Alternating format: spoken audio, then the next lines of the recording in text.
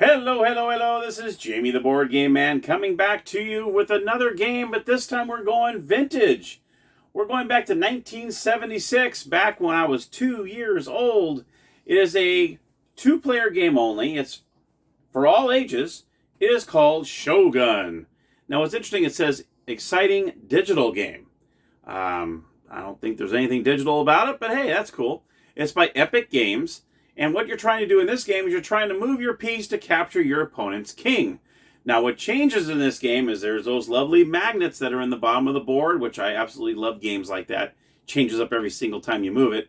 So whatever number shows on your piece, you move that many spaces, but where it lands, that number could be a different number when you're trying to maneuver, trying to catch your opponent's king. And you cannot jump over any pieces as well. Say the king's behind another piece, you have to try to go around that piece in order to get it. You can't just jump a piece to get to it. So, very interesting little game, pretty cool. So let's head on over to the gamer's table right now where I'm going to show you how to play Shogun.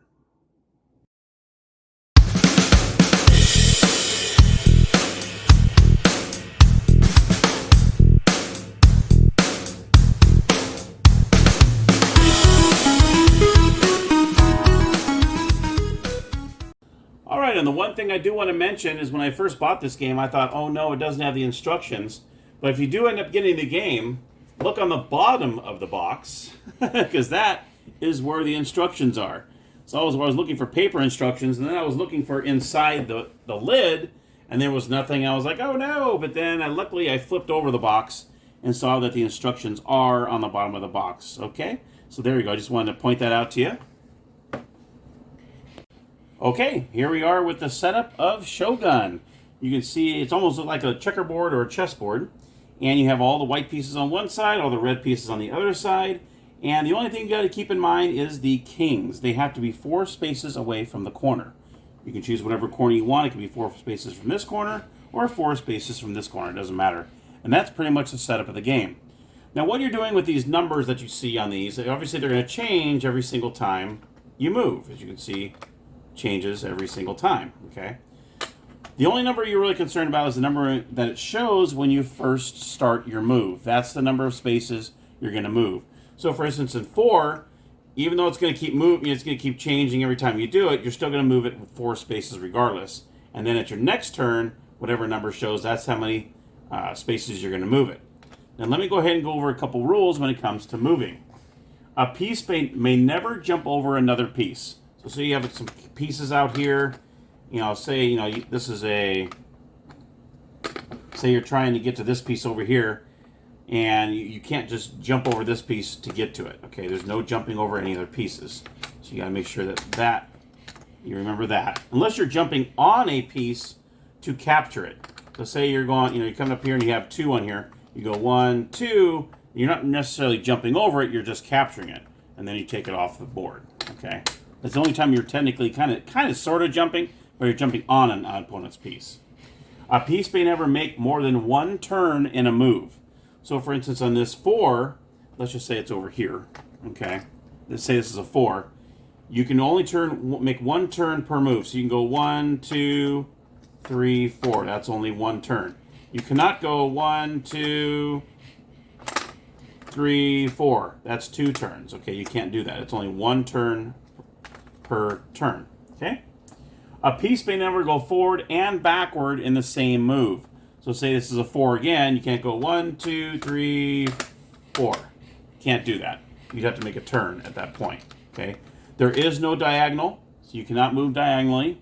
You can move left to right, up, down, as long as it's not in the same turn when it comes to forward and backwards.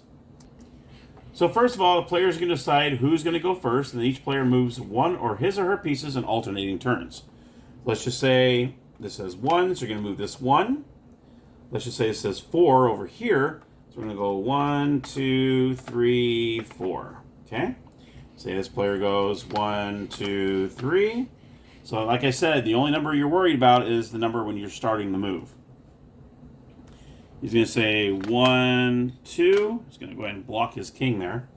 And then just to say, so you get the gist of it. 1, 2. This says 1, so you're going to move 1. Now he's going to have to go around this piece because you can't jump over a piece. Because this says 2, this says 2. So if he wants to get around this piece, he's going to have to go 1, 2, like so on. Okay. And then say this piece is here, he can come over and go 1, 2, and capture this piece. Okay. And then this comes off the board. Now, when the king is in trouble, you're going to do it just like you do in chess. So say this has a 2 on it. It's kind of hard to do this because I'm trying to show you how to do this without the numbers keep flipping around. Let's just say this is a 2, okay? And the king is in jeopardy. You do say check. So you do have to mention check if the king is in any kind of trouble and until you actually capture it. Or, now there's 2 different ways to win the game. One way is if you capture the king, obviously. Or if the other player is only left with 1 king and 1 pawn. And that's it. So that's the only 2 ways you can win, is if you actually capture the king, or the opponent only has 1 pawn and 1 king remaining in the game. And that's pretty much it. That is how you play Shogun. Very nice, easy game. You can learn this in literally 30 seconds. It's a very, very cool little game. And let me know if you enjoy the game, and let me know if you even have the game, or if you don't have the game. And if you're interested in getting the game after seeing my episode, that would be great too. So I hope you enjoyed the episode. And once again, you just saw how to play Shogun.